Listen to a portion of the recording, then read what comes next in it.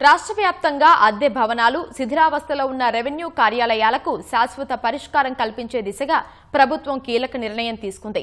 10 revenue divisional, 107 తహసీల్దార్ కార్యాలయాలకు కొత్త భవనాల నిర్మాణానికి 263 కోట్ల 25 లక్షల పరిపాలన అనుమతి మంజూరు చేసింది.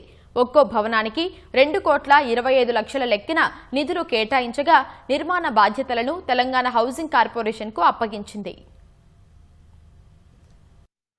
తెలంగాణలో ప్రజలకు అత్యంత చేరువలో ఉండే రెవెన్యూ శాఖ కార్యాలయాల్లో చాలా వరకు ఇప్పటికీ అద్దె భవనాల్లో ఉంటున్నాయి. మరికొన్ని కార్యాలయాలు శిథిలావస్థలో ఉన్న భవనాల్లోనే కొనసాగుతున్నాయి. దీనివల్ల అధికారుల పనితీరుతో పాటు ప్రజలకు అందే సేవలపై ప్రభావం పడుతోంది. ఈ పరిస్థితులను దృష్టిలో పెట్టుకుని రెవెన్యూ శాఖ ప్రతిపాదనల మేరకు ప్రభుత్వం కీలక నిర్ణయం తీసుకుంది. Chief commissioner of land administration (CCLA) ప్రతిపాదనల ఆధారంగా శిథిలావస్థలో ఉన్న 10 ఆర్డీఓ కార్యాలయాలు, 107 తహసీల్దార్ కార్యాలయాలకు కొత్త భవనాలు నిర్మించాలని నిర్ణయం తీసుకుంది. ఇందుకోసం 263 కోట్ల 25 లక్షల రూపాయల పనులకు పరిపాలన అనుమతి మంజూరు చేసింది. ప్రతి కార్యాలయ భవన నిర్మాణానికి 2 కోట్ల 25 లక్షల చొప్పున నిధులు కేటాయించింది. ఈ వ్యయాన్ని రెవెన్యూ బిల్డింగ్స్ నిర్మాణానికి సంబంధించిన ప్రత్యేక హెడ్ ఆఫ్ అకౌంట్ కింద భరించనుంది. నిర్మాణ పనులను తెలంగాణ హౌసింగ్ కార్పొరేషన్ లిమిటెడ్కు అప్పగిస్తూ ఆదేశాలు జారీ చేసింది.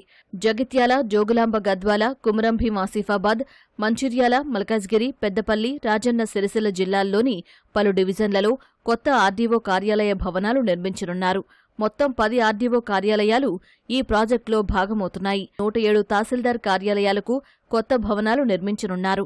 ఆదిలాబాద్లో ఉట్నూర్, సోనాల, భోరాజ్, సాత్నాల, భద్రాద్రి కొత్తగూడెంలో అశ్వారావుపేట, మణుగూరు, హనుమకొండలో ఆత్మకూర్, సాయంపేట, కాజీపేట, కామారెడ్డి, ఖమ్మం, మహబూబ్ నగర్, నల్గొండ, నిజామాబాద్, సిద్దిపేట, సూర్యాపేట, వికారాబాద్, వనపర్తి, వరంగల్, యాదాద్రి, భువనగిరి తదితర జిల్లాల్లోని అనేక మండల కేంద్రాలు ఈ జాబితాలో ఉన్నాయి. కొత్త భవనాల నిర్మాణంతో రెవెన్యూ పరిపాలన మరింత సమర్థవంతంగా మారడంతో పాటు ప్రజలకు ఒకే చోట మెరుగైన సేవలు అందే అవకాశం ఏర్పడుతుంది.